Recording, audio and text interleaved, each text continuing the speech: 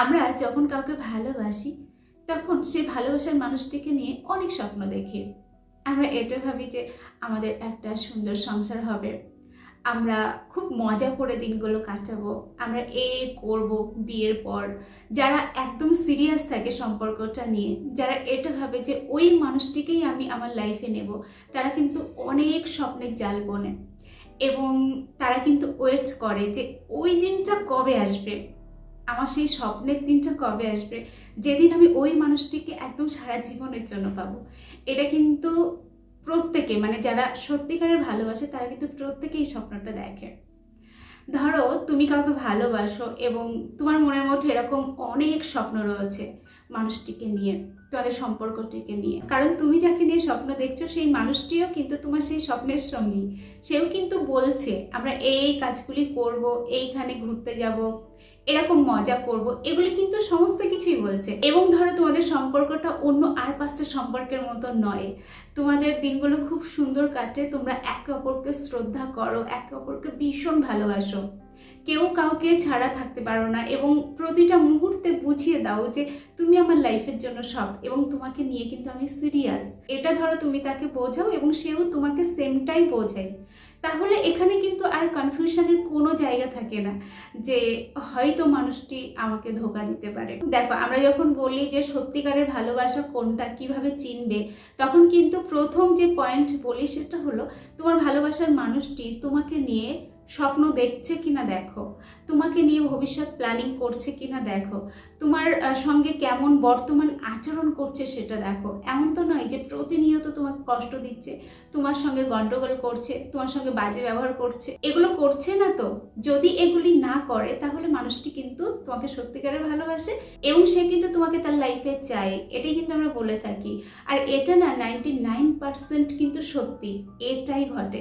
যারা সত্যিকারের ভালোবাসে তারা কিন্তু এটাই করে। কিন্তু কিছু ব্যতিক্রমী মানুষ রয়েছে যারা কিন্তু স্বপ্ন দেখানোর সময় কোনো রকম কিপটেমি করে না, পুরোপুরি উজাড় করে ঢেলে স্বপ্ন দেখায় এবং যখন স্বপ্নগুলো দেখাচ্ছে তখন কিন্তু কোনো রকম তুমি বুঝতে পারবে না যে সেই স্বপ্নগুলো কোনোদিন মিথ্যা হতে পারে, এটা কিন্তু তুমি বুঝতে পারবে না। এবং যে স্বপ্নগুলি দেখাচ্ছে সেও কিন্তু কনফার্ম যে আমি তোমার সঙ্গেই থাকবো, কিন্তু এত কিছু করার পরেও হয়তো সেই ভালোবাসার মানুষটি তার বাড়িতে গিয়ে তার বাবা মায়ের সঙ্গে দেখা করে, তার সঙ্গে সবার সঙ্গে ছবি টবি তুলে সেটা যখন সোশ্যাল মিডিয়াতে পোস্ট করছে, তখন তো একদম শিওর হয়েই যায় মানুষ যে না, সত্যি মানুষটি আমাকে ভীষণ ভালোবাসে আর আমাকেই ওর লাইফে চাই, আমরা একসঙ্গে ভবিষ্যতে থাকবো। এটাই কিন্তু একদম পুরো সিলমোহর পড়ে যায়, তাই না? কিন্তু আগের দিনের ভিডিওতে আমি একটা কথা বলেছিলাম, সেটা হলো বর্তমানের সম্পর্কগুলো না একটু ভিন্ন। দেখো, এখনকার মানুষ কিন্তু সবাইকে জানাই, সোশ্যাল করে যে আমি ওর সঙ্গে সম্পর্কে রয়েছি।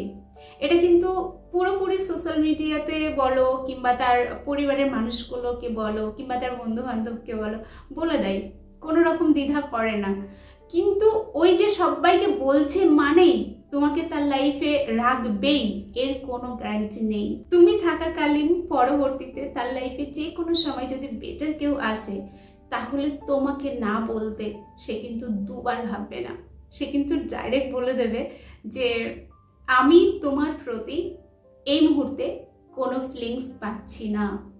এটা বলতে 2 সেকেন্ডও কিন্তু তার মনের মধ্যে কাঁপবে না, তার বুকের মধ্যে কাঁপবে না। গতকালকে ঠিক এরকমই একটা কাহিনী শুনলাম, আর শুধু যে এই মানুষটির মুখ থেকেই শুনলাম তা কিন্তু নয়, এর আগেও তোমরা অনেকেই কিন্তু বলেছো যে আমার সঙ্গে এটা ঘটেছে। দিদি, তোমরা তো বলো যে সে যদি সত্যিকারের ভালোবাসে তাহলে তোমার সঙ্গে কখনো খারাপ ব্যবহার করবে না, তোমাকে কখনো বুঝতে দেবে না যে সে তার লাইফে তোমাকে ততটা গুরুত্ব দিচ্ছে না।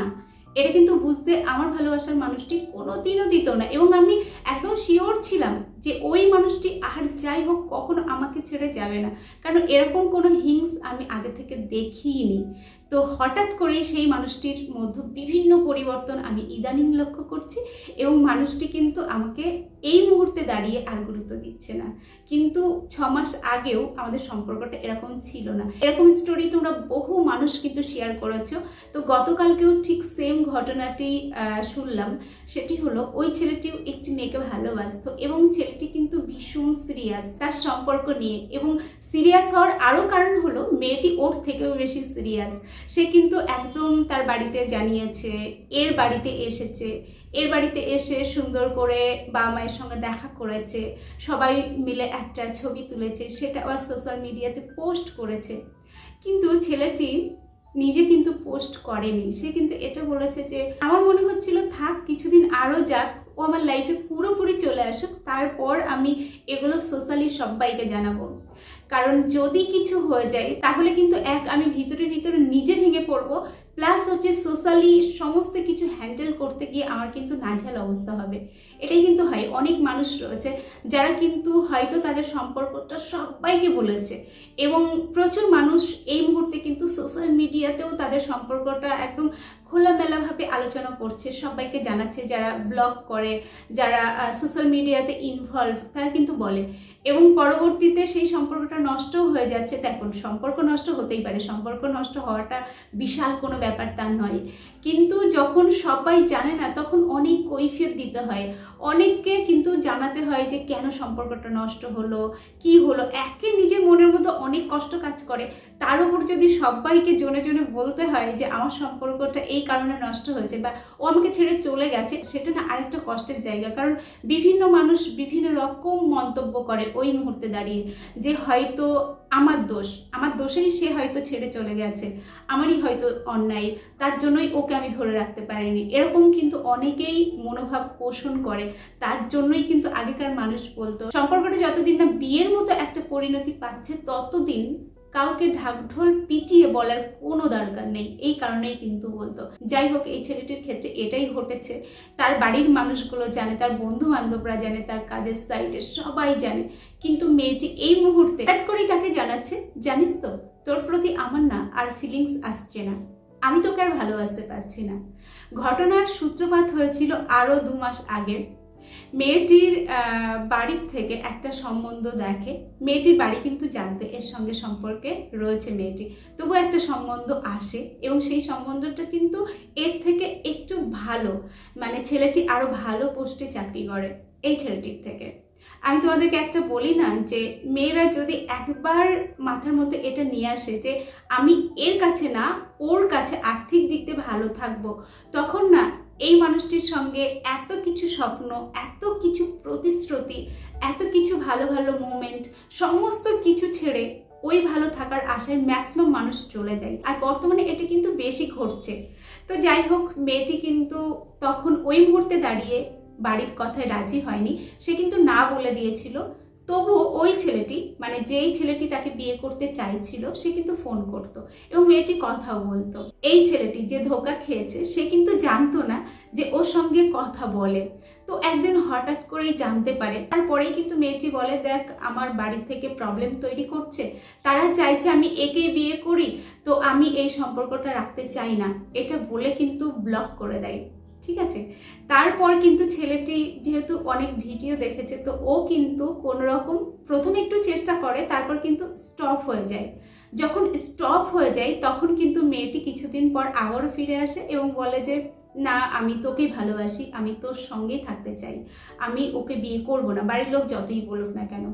এইখানে ছোট্ট করে একটা কথা বলে দিই, সেটা হলো আমি তোমাদের কিন্তু এটা বলি যে কোনো একটা মানুষ প্রথম তোমাকে যখন জানাচ্ছে যে তোর প্রতি আমার কোনো ফিলিংস নেই, বা আমি তোকে এই মুহূর্তে ভালোবাসি না, বা তুমি দেখতে পাচ্ছ তার লাইফে কেউ এসেছে এবং সে ছেড়ে চলে যেতে চাইছে, ওই মুহূর্তে দাঁড়িয়ে তুমি ধরো পিছনে চলে এসেছো, তাকে ছেড়ে দিয়েছো, এবং সে কিছুদিন পরে হয়তো আবার ব্যাকে আসলো, ওই মানুষটিকে অ্যাকসেপ্ট করতে হয় না, কারণ ওই মানুষটি আবারও কষ্ট দেবে।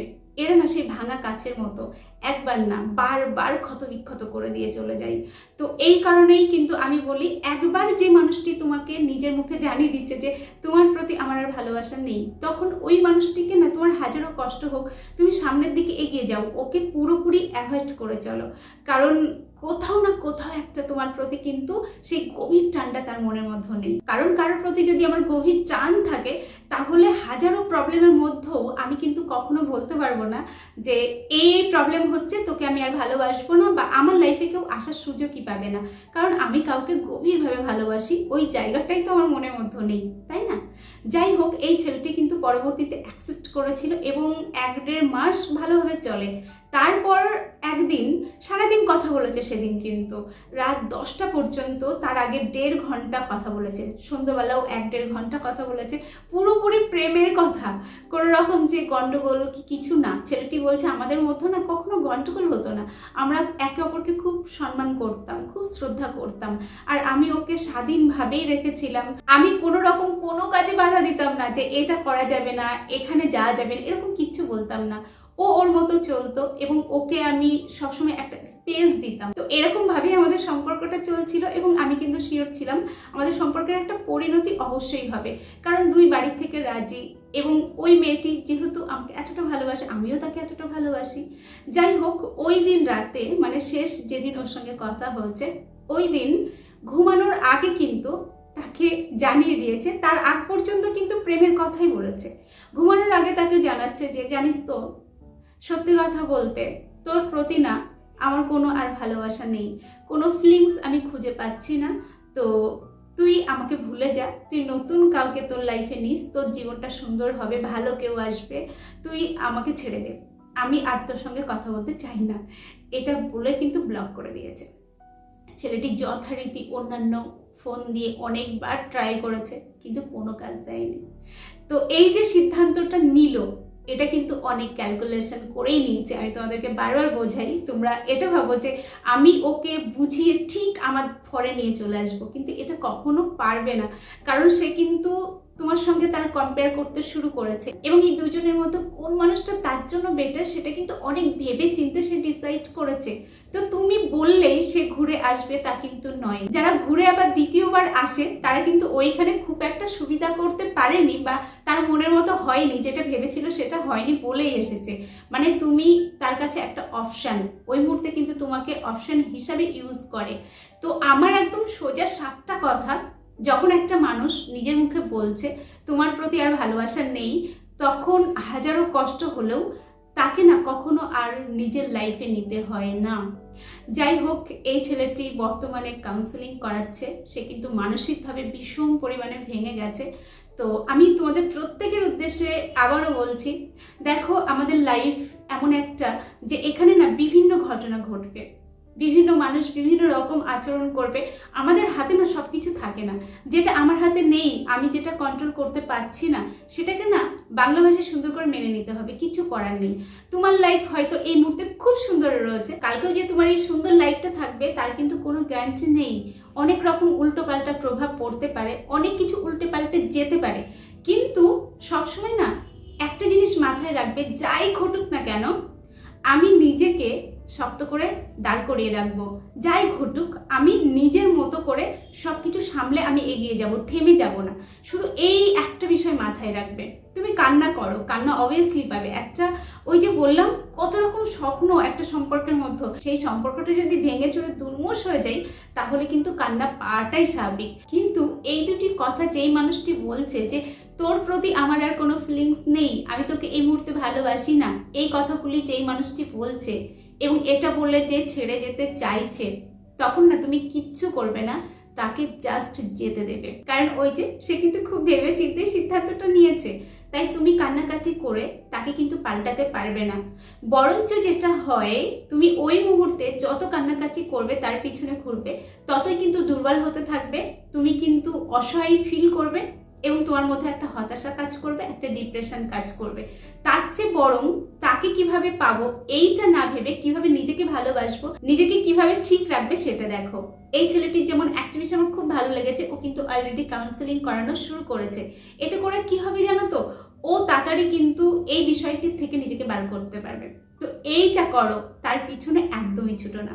তো চলো আজকের ভিডিও এখানে শেষ করছি। এতক্ষণ আমি তোমাদের সঙ্গে ছিলাম তোমাদের বন্ধু রজনী ব্যানার্জি। আবার তোমাদের সঙ্গে দেখা হচ্ছে নেক্সট ভিডিওতে।